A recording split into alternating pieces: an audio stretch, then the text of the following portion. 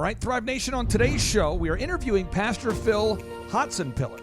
He's a pastor of a very large church in California, in Anaheim, California, who's decided to not shut down his church. He's decided to keep his church open despite the unconstitutional mandates, the lockdowns, the fake models that said 2.2 million people might die, the false positive cases that are being used to justify these COVID-19 related lockdowns. This man, James, he continues to keep his church open. In your mind, what does that say about a pastor who continues to keep his church open? He's got strength, he's got courage, he's got confidence, he has faith in God.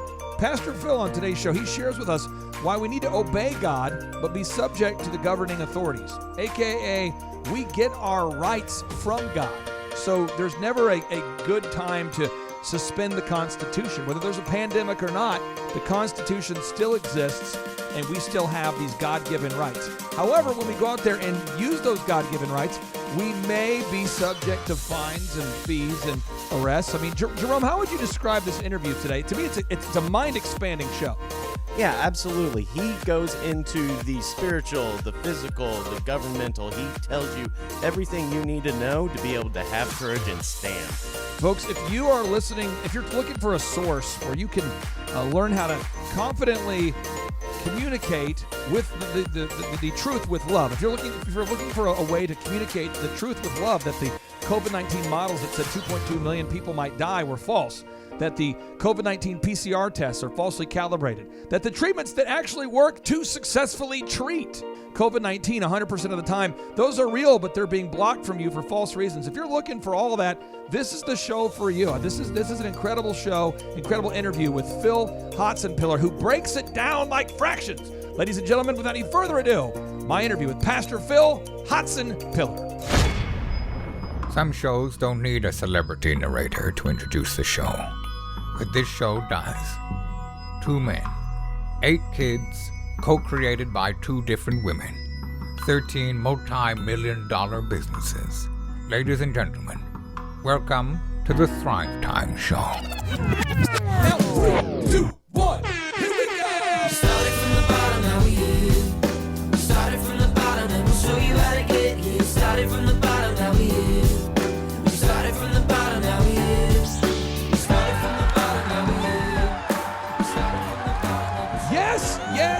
Yes, and occasionally it is time to say no, because if you are listening to today's show and you're a freedom-loving American, you know that we all as Americans believe that we have certain unalienable rights given to us by God, and that we create governments amongst men to uphold those rights, a.k.a. God gives us the rights, and then the government works for us. That's how it's supposed to work. And then we have this thing called the Constitution, which I know is very controversial, but it gives us the First Amendment and the Second Amendment. Now, the First Amendment says that we have the right to peaceably assemble. We can peaceably gather. That's how that goes. And then there's the Second Amendment, which says that we have the right to defend ourselves from a corrupt, tyrannical government such as what we're seeing right now. And so we were told there's these models that said 2.2 million Americans might die. We were all told 2.2 million Americans might die. Those models were created by Neil Ferguson, and the organization is called the Abdul Latif Jameel Institute, funded by Amazon and Bill Gates. We were told 2.2 million people might die. A few weeks later, they say, oops. Dr. Deborah Birx says, oops. The models were off by 25 times. And at that point, I thought we would be done with this. But no, they continue to say, now everyone has to get tested. So we're all taking PCR tests, COVID-19 tests, to see if we have a virus so deadly we don't know that we have it. And those PCR tests are supposed to be calibrated at 17 to 20 cycles. But they're not. The CT threshold, the cycle threshold is set to almost 40 cycles, which is like a speedometer telling you you're driving 400 miles an hour when you're in fact driving 7 miles an hour. Meanwhile, we have the fake models, the fake tests. A lot of churches closed and a lot of businesses closed because some people apparently thought that the Constitution can be suspended in the event of a fake-demic, a scam-demic, a false-demic. But there's one man who said, you know what? I'm not going to shut my church down no matter what. And he is here with us on today's show. So, Pastor Phil, welcome on to the Thrive Time Show. How are you, sir? I'm great, man. Thanks for the great intro, getting me all wrapped up for this moment. Well, you are a guy that decided to stay open regardless of what was going on around you and regardless of the tyrannical orders of the governors. So I just want to ask you this first. What kind of pushback did you receive from the local elected officials when you decided to not shut down your church? Well, actually, we really got pretty good cooperation. I found that local government is the key. If you've got good local government, you can have a lot of success. We did have some complaints about, believe it or not, a cross in our parking lot from the code enforcement. And we did have some people show up at an event that we hosted that gave us some pushback. Police showed up, basically kind of winked and went on. So we've been really fortunate here in Orange County, California. But as a state, we've not been so fortunate. And also we get a lot of public opinion bad press. So people saying, I can't believe you're open. I can't believe you're not all wearing masks. I can't believe. And yet I just keep pushing back to First Amendment and stop there, see where it goes. And then I can push in to the whole principle of our right before God, and we're going to obey God, not man. So let's do this, because I know some of our listeners want to look you up right there, and some people are not familiar with you. Can you, first off, tell us, what's the proper way to pronounce your last name? Hotsenpiller. Well, that clears it up. We were placing bets here. Hotsenpiller, some people. So we got that. And then the name of your church, what's the official name of your church so our listeners can go look it up right now? It's Influence Church, and that's influencechurch.org.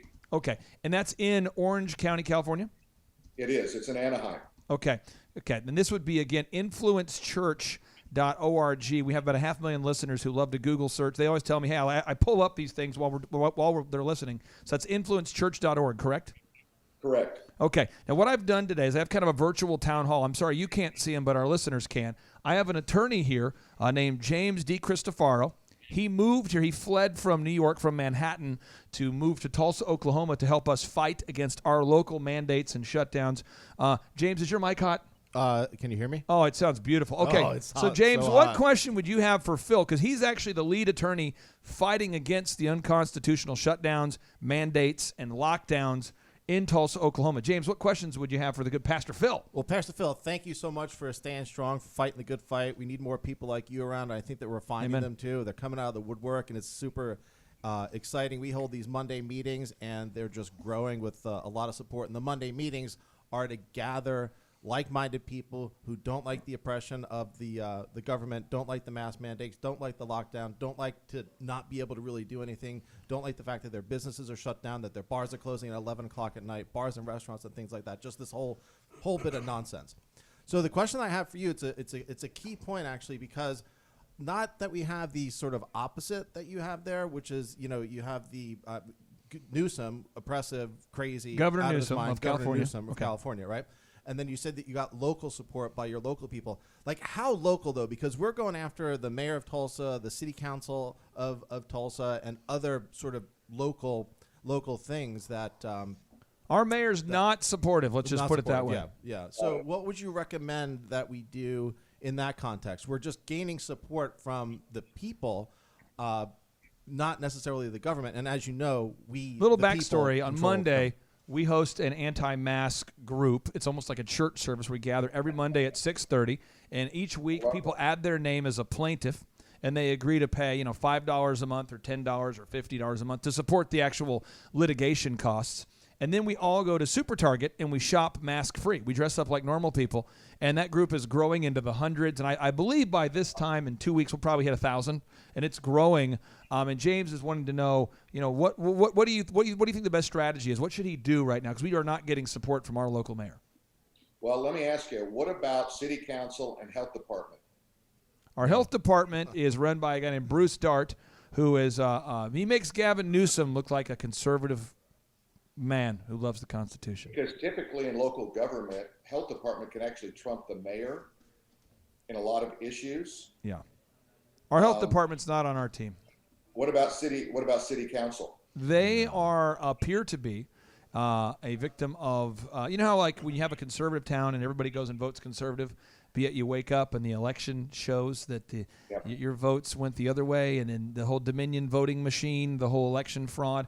There are many, many people in Tulsa, Oklahoma, the Bible Belt of America, who are alleging wide-scale voter election fraud. And because I don't have the irrefutable evidence in front of me, I do work with Lynn Wood, and I do work with Roger Stone, so I have irrefutable evidence about the election fraud in Georgia.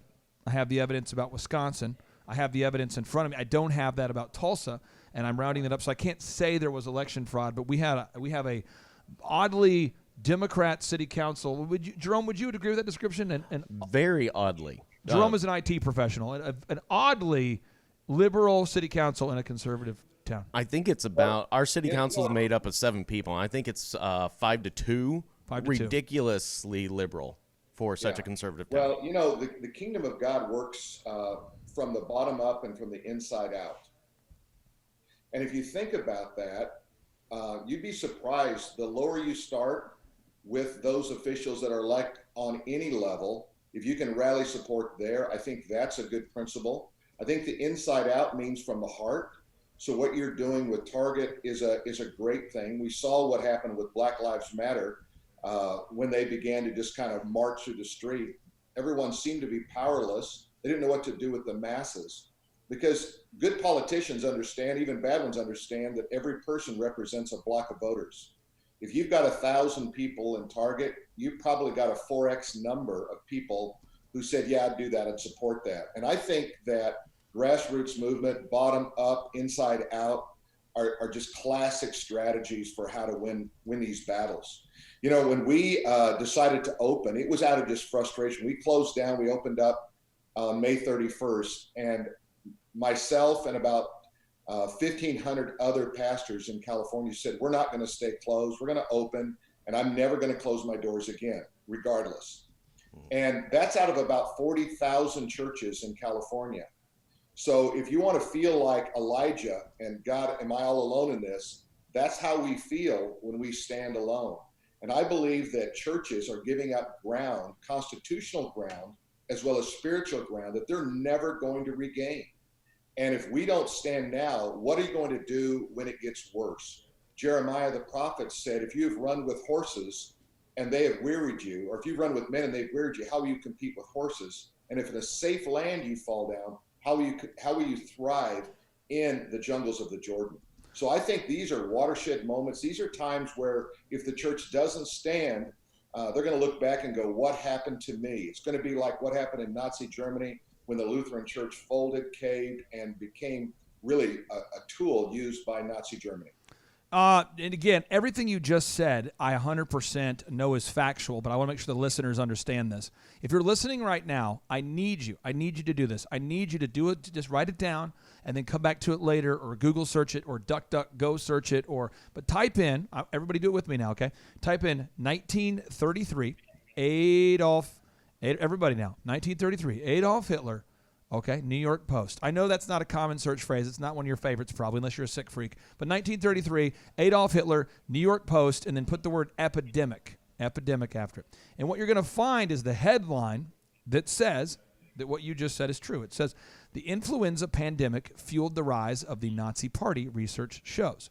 Now, for those of you who know history, and I do, you'll notice if you go visit Auschwitz, the concentration camp, it says on the sign, welcome to the Auschwitz quarantine camp.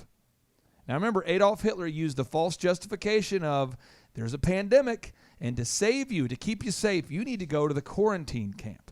And now if you go to the CDC website today, everybody do a search now, type in CDC, and type in green zone.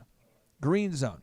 The CDC is now recommending Nazi-like quarantine camps. They're calling these green zones, shielding zones. And so again, if you look at the CDC, folks, the CDC is recommending concentration camps. Hitler was into concentration camps. So, Pastor, I want to tap into your wisdom about this.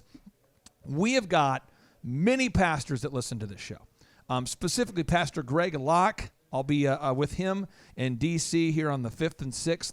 I'll be with Pastor Brian Gibson on the 5th and 6th. I'll be with Roger Stone, who's not a pastor, but he's now a Christian due to his recent conversion, reconnecting with Franklin Graham, the pastor. So there's a lot of pastors that listen to this, a lot of men of faith that listen to this. What, on a practical level, should all of our listeners do right now to fight back? What should they do? Give us an action plan, sir. What should we do? I think a great thing to do is make a list of people that you think are like-minded and use that as a rallying point to start posting on social media, to start contacting local officials, put the heat on, put the pressure on. Give all the phone numbers out. If you've got a local number, a mobile number, especially an email of an elected official, just put it out on the airways and just say blanket these people with just complaints, concerns, recommendations, all of those things. I mean, make it a true grassroots movement. And then I think support those who are trying to get something done. I'm a part of this latest recall for Gavin Newsom. Oh, yes. And, it finally came to the place where we have 800,000 people that are qualified voters. Yeah. And we need another basically million. And you know what it comes down to? It just comes down to money to send letters out, to get people to sign petitions. So all of these things are really good. Why not start a petition to recall the mayor? Yep. That's if you're listening right now, folks, and you live in the Tulsa area, all right, get out on Monday nights at 6:30. Come to the Riverwalk to our office. The address is 1100 Riverwalk Terrace at the Riverwalk in Jinx, Oklahoma. We're the largest commercial tenant here. Just make your way on out. 6:30 on Monday. Or to learn more about it right now, just send me a text, 918-851-6920, 918-851-6920, and I can share with you all the show notes. Or go to timetofreeamerica.com, timetofreeamerica.com, and you can see that the models are false, the PCR tests are false. You can see all those facts there. Pastor, what's the message that you want to communicate to our listeners right now? We have so many people of faith that listen to this show, and your voice I think the is missing powerful. ingredient right now is courage. I think we're living in a time where everybody talks about courage, reads about courage, but few people actually exercise courage in their daily life. And you have to be determined to stand, even if you stand alone. But you'll know that if you stand, you're going to have a sense of just feeling of gratitude for your heritage. You know, my heritage is one of great military history. My 11th great-grandfather was William Baxter, who wrote the Mayflower Compact. I've got my dad was a colonel in the military. He's buried in Arlington. They shed their blood for a reason. And, you know, in July, I got to the next level of frustration with the latest edict, and I launched something called AmericanFaith.com. And I really did it as just, I don't know what else to do except try to get this message out. And it's really resonated with people. And now we're gonna launch that into a media network as well. And the first rollout will come February 1. Then we'll roll out the big picture in June or July. And that's so AmericanFaith.com. What's in your hand to do? Go do it. What's American Faith going to be? Will it be a network, or how would you describe what AmericanFaith.com is going to be? Let's think about it like a conservative Fox News without cable television. So we're going to have a digital platform where we're going to host live events.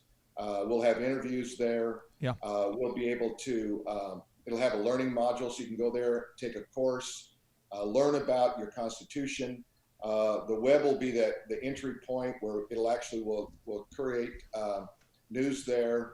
We'll aggregate news there, and you can go there and just get a lot of great information. I like to believe there's some space for what you're doing, by the way, is fantastic. I didn't know about you until I was introduced to you yesterday, and I'm so thrilled to find out what you do. I went on your website. I just had a blast.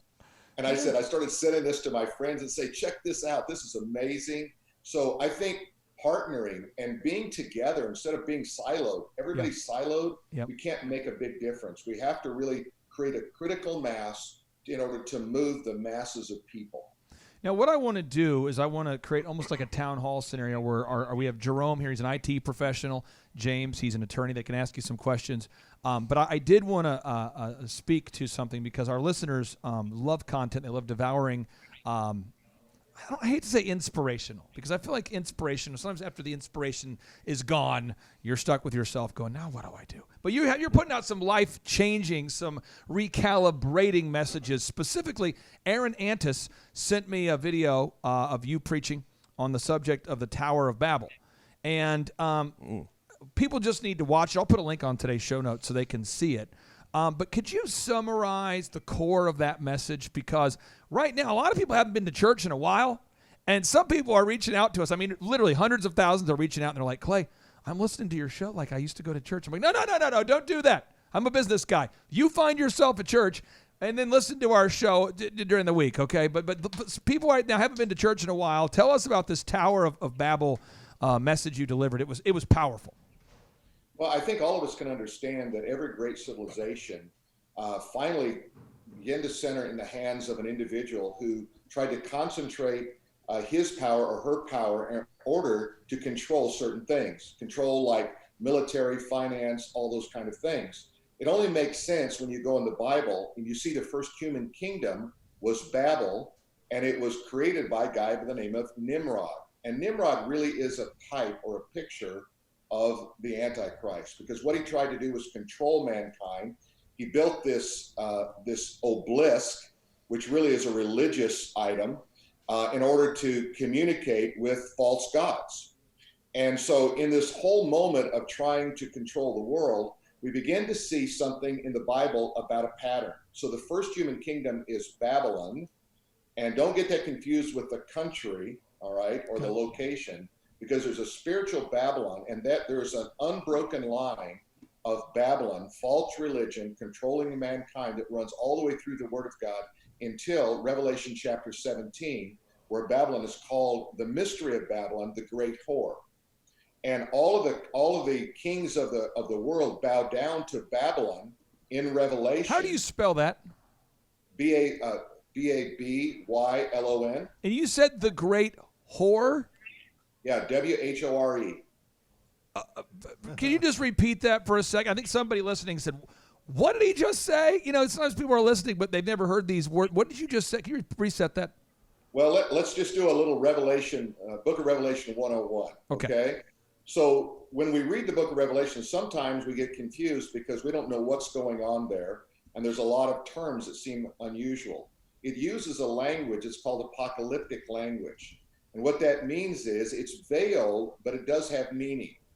So when God wants to communicate something, he will use language like, we all understand what a whore is, someone who sells herself, a person who sells themselves out for profit or for some other reason.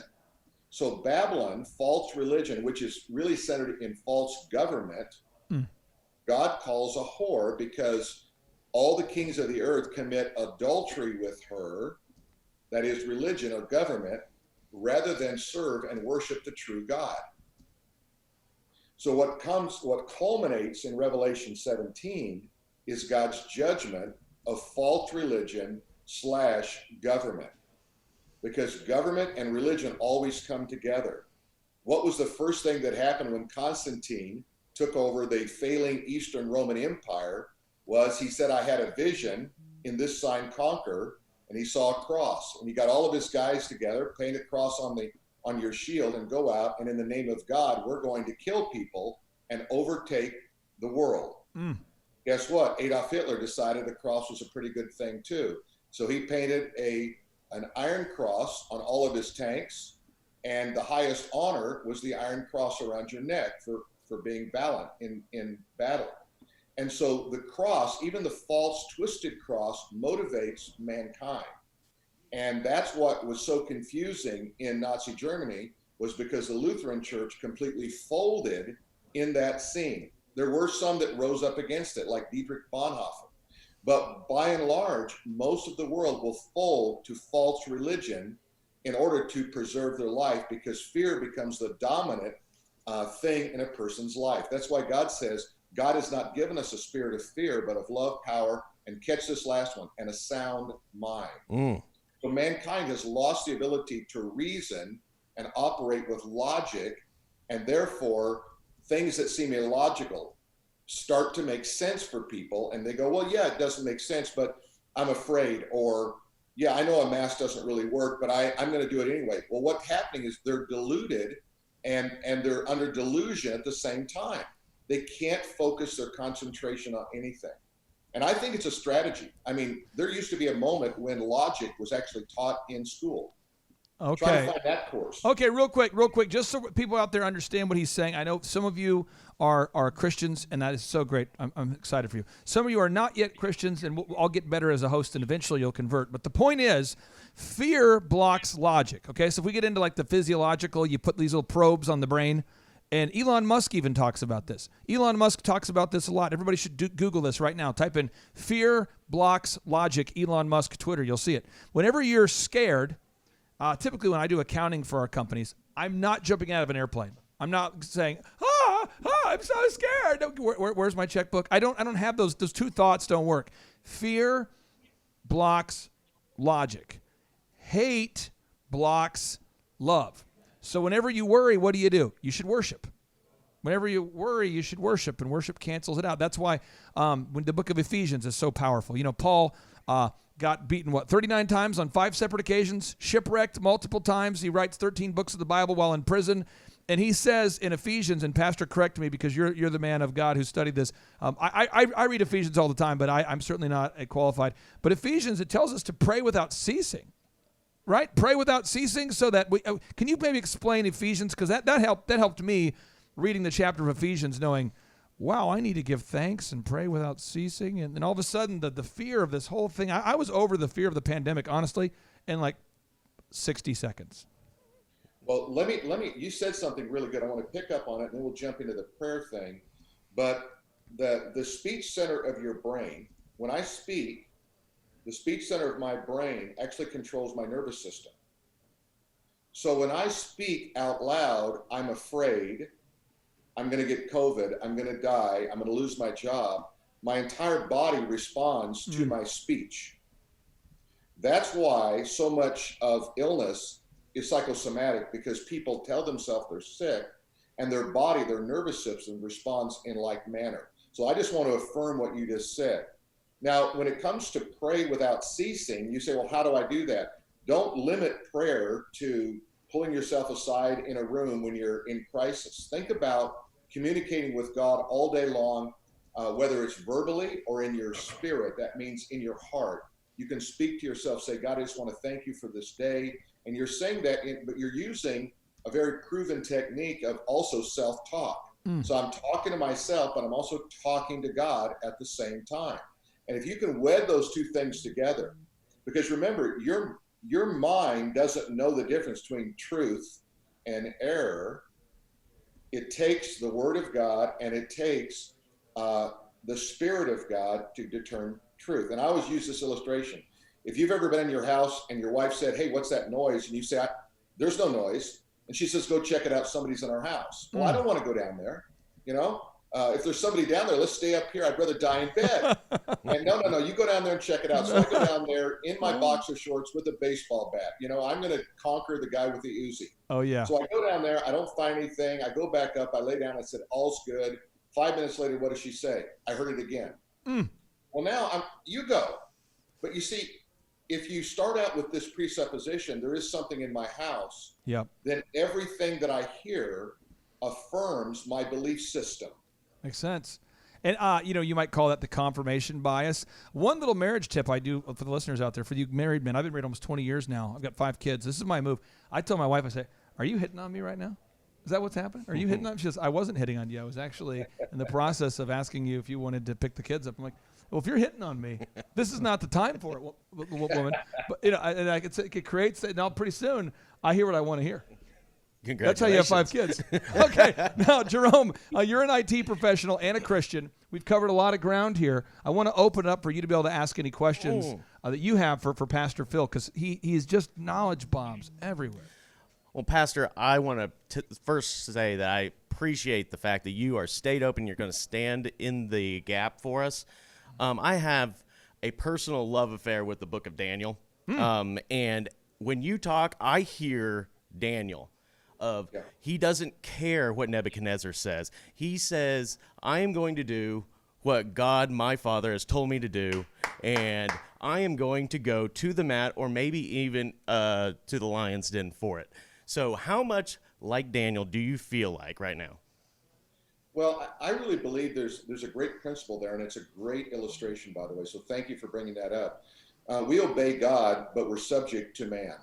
That is the legal side of things. So when the apostles were preaching the gospel and they arrest them, they said, don't preach. They said, we must obey God rather than man, but you determine what the outcome will be. So what we have to do is be willing to say, I will obey God. If you say that's illegal, then I will take every legal action to protect myself, but and be subject to you, but I will not stop preaching the gospel. That's what Daniel did with Nebuchadnezzar. That's what Shadrach, Meshach, Abednego did with Nebuchadnezzar. And I believe it's a great model for us today is obey God, be subject to mankind. Yes. And that clears up a lot of Romans 13, which a lot of Christians want to quote because they say, well, you need to be subject to the governing authorities. And now you can say, I absolutely am. If they want to arrest me for not wearing a mask, then I'm willing to go. But I'm going to do everything in my power as a citizen, not a subject. Remember that. We're citizens. Therefore, we run the country through representatives. We're a constitutional republic. Therefore, I'm going to use everything in my power legally to fight you in this. But ultimately, I will submit myself to the highest law in the land, but I will obey God in everything related to God. You had a little saying you said that I like to take notes on the show so that way our listeners can read them. The little phrase that I almost wanted to put on a T-shirt right there. You said, I think you said, be subject. Can you repeat that little line? How we should be, how our relationship should be with government and God. You said, be subject to. We obey God. Obey God. But we're subject to man. Obey God, but be subject to man. But be subject. Now, subject means that I recognize the law within my country, my city, my state, and I say, if you want to arrest me for staying open, I understand that because now you've got this. Now, I don't believe you're valid, and I'm going to use the First Amendment right to stand against that. But at the same time, I recognize that law has to exist within our world. Lawlessness is something that is just run roughshod over us in the last 6 months through all the demonstrations, the rioting, and everything else. It's really interesting. I don't know if we have time to get into this. Sure, but a few years ago, I'd been asked to do an interview for the History Channel, and I was the biblical expert, and they had quantum physics guys, they had scientists, they had military, they had everything. Yeah. And I really kind of walked through the book of Revelation. And the producer shut off the camera and he said, okay, I got to ask you a personal question. What scares you? What keeps you up at night? And without even hesitating, I said, when lawlessness marches down Main Street unabated. And the reason I said that was because the Bible says the man of lawlessness will reveal himself, that's the Antichrist, in the last days. Well, out of that interview, my literary agent contacted me, and I wrote a book that became an Amazon bestseller called One Nation Without Law. And in that book, I talk about the principle of law and the rule of law and what happens with a lawless society. And lawlessness doesn't mean just people rioting in the street. It also means that on a judicial level, we're not seeing judges enforce the laws as they are on the books. So they might say, I don't care about the First Amendment. I believe the governor of New Jersey said that. We temporarily suspended the Constitution because of the pandemic. You don't get to do that. I don't think he even knew that he did that when he was asked. That was an interesting part, too. Unbelievable. The guy, he said, I remember him saying on camera, the governor of New Jersey said, oh, we didn't really consider the Constitution when we shut it down. I mean, it's unbelievable. And I want to make sure the listeners get this idea. You said, and I feel like we have to hear something, I don't know, 75 times, 5 times, 10 times to build that neural pathway. I'm not sure how many times, but you said, obey God, but be subject to man, right? Yeah. So we're being subject to the governing authorities. Okay, so be subject to the governing authorities. And you referenced Romans. And a lot of people don't understand what you just said, and I want to make sure that we never jump too fast because our listeners sometimes don't know that which we know. Can you explain? 'Cause I hear pastors. I mean, I'm not kidding. I've talked to hundreds of pastors because Brian Gibson and I, the pastor, we launched peaceablygather.com, where pastors can register to receive information about COVID-19. They wanted to know sincerely, are the models fake? Yeah. Are the PCR tests falsely calibrated? Yeah. And I've talked to, so many pastors. And they keep going back to Romans. Can you reference the verse in Romans that's being perverted and twisted to justify churches forsaking the gathering, even as we draw closer to the big show? So it says, let every person be subject to the governing authorities, because no authority exists except that which has been established by God and for God. And then it goes on to say, if you disobey, so governments are set up for good. Mm-hmm. All right. They're set up for good, and they will punish the evildoer. So let's kind of break that apart a little bit. All authority is established by God, for God. Let every person be subject to. Yep. So subject to, but not obey. For example, the Bible says that we are in marriage, we are to be subject to one another. That doesn't mean we obey each other. That means we respect our role and our position in that family unit. When a policeman pulls me over if I'm speeding, he's not better than me, but I pull over because I'm subject to his authority. I may disagree with the ticket, think I did not deserve it, but I still have to be subject to and receive the ticket. Then I can go to court and go through a system of law based on the rule of law that will give me the rights, which, by the way, came out of the Magna Carta. That's where the whole idea of a jury trial and where many of the things we have came out of was that document, later to roll itself into our documents here in America. So subject to, but what happens when government is not good? Because you see, Romans 13 presupposes government will be good. When government is not good, then we have a right as citizens of the kingdom of heaven to reject that government, try to change that government. We're obviously going to pray for that government to come to its senses, but we are to take action. And I think one of the big mistakes Christians have made is they built so much up about going to heaven that they forgot we're in a co-partnership here with God, where we have to manage well that which we have dominion over, i.e. planet Earth.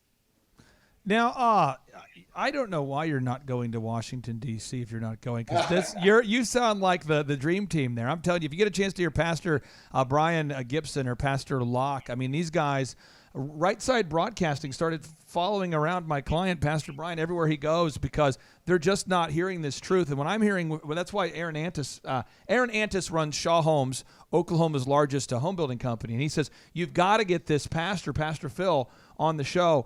Phil, and one more time, I want to clear this up. How do we pronounce your last name? People out there are just very, very confused right now. Yeah, Hotsenpiller. And are people actually showing up at your church right now? People want to know that. Are people showing up? Yeah, we actually have record attendance. Our kids ministry's never been bigger. But I think the great thing about it is we baptized more people than ever about 2 months ago. Amazing. I think the great thing about it is the caliber of Christian has gone up. Those who were following Christ as a hobby seem to have kind of fallen off.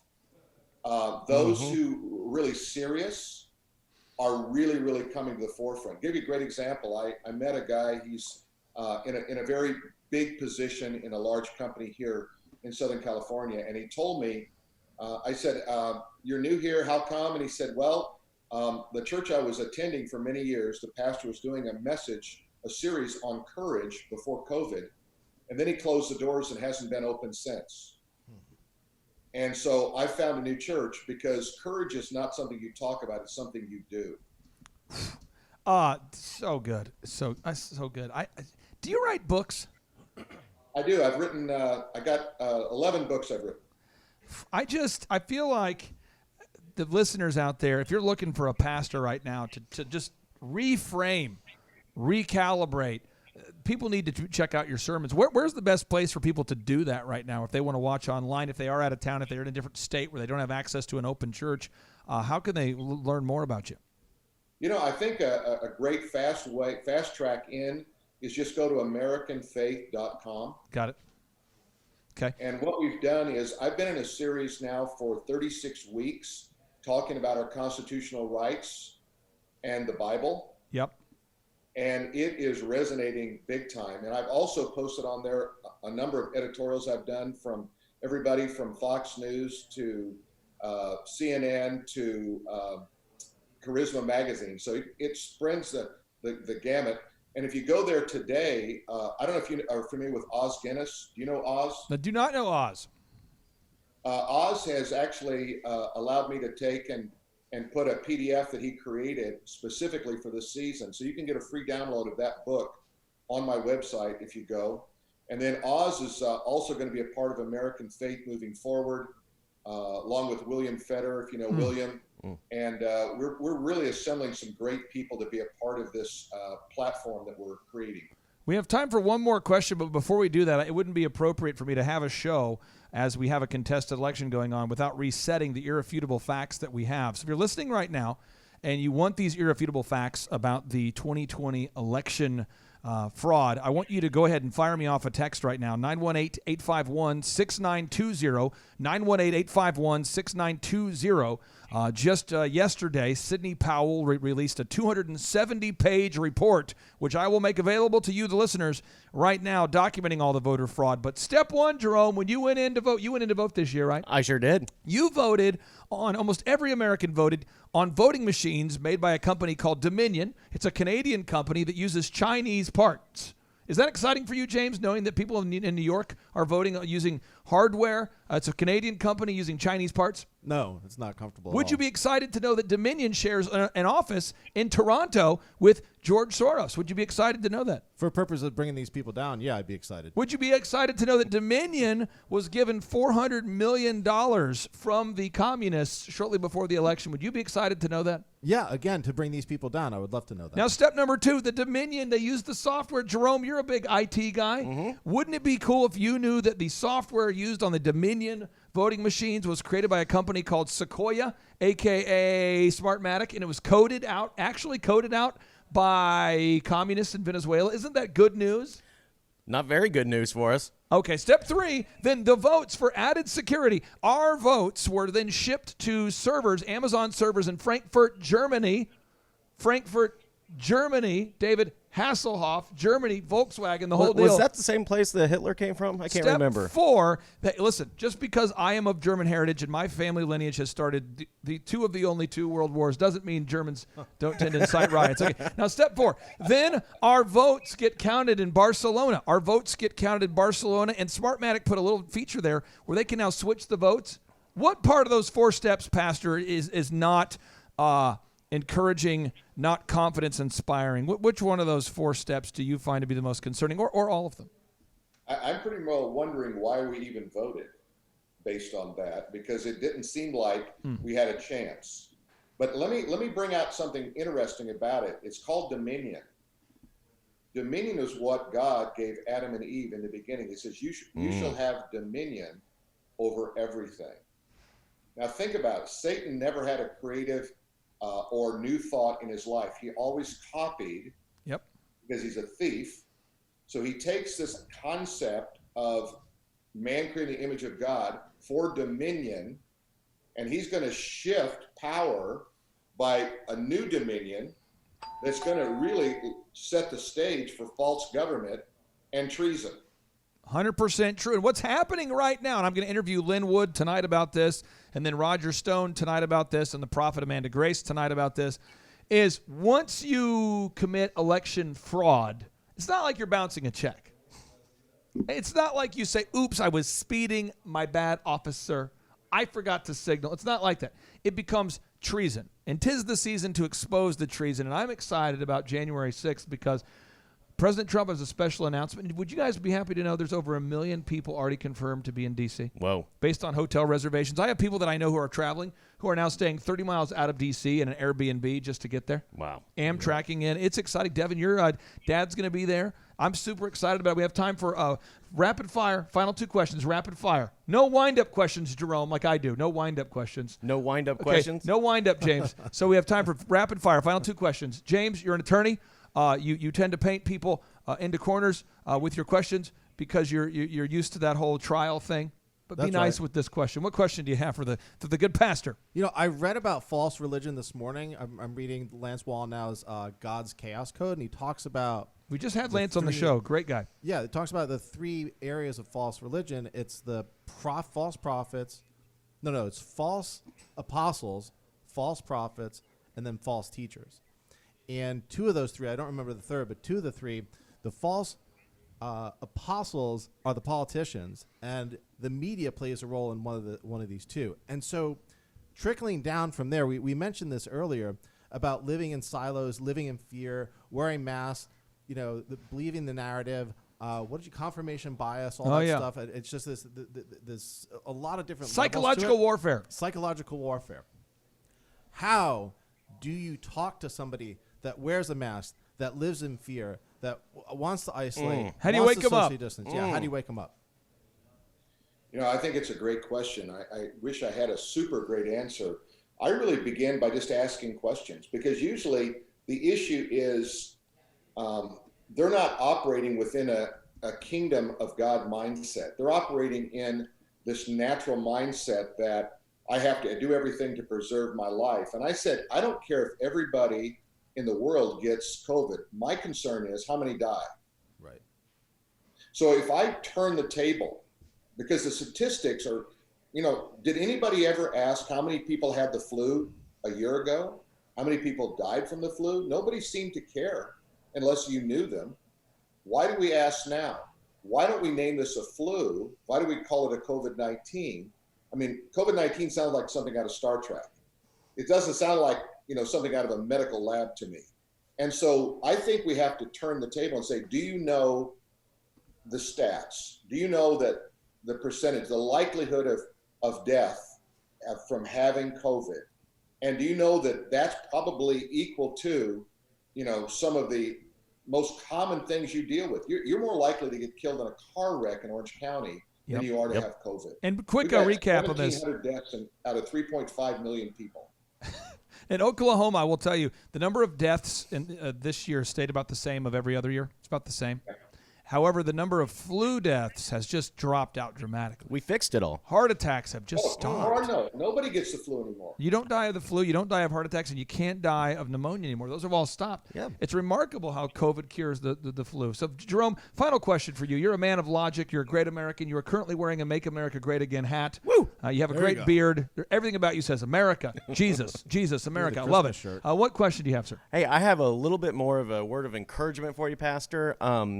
Of course, in Daniel, King Nebi threw Daniel into the lion's pit, but he came the very next morning as soon as he could, and he was asking for Daniel. I really think that our governments are going to be asking for our faith organizations in the very near future. So, Pastor, I'm just encouraging you to stay the line. Yeah, hold the line, Pastor. We're praying for you. And Pastor Phil, thank you so much for joining us today. I'm so glad we met each other. And it's interesting how our client is Winners and King, and Winners and King, and we're all sort of connected here. And I call it the remnant. The remnant. The Bible talks about that remnant. And I think that's what we're seeing here. And I just am honored to know you and to interview you today. I hope you have a blessed rest of your day, sir. Thank you so much. Take God care. bless you. And now, without any further ado, 3, 2, 1, boom!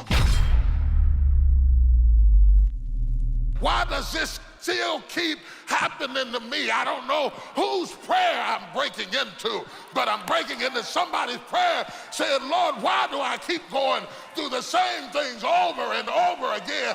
And the Lord sent me here to tell you the problem is with your default. Until you change your default, you will always go back to being who you were before because you have never changed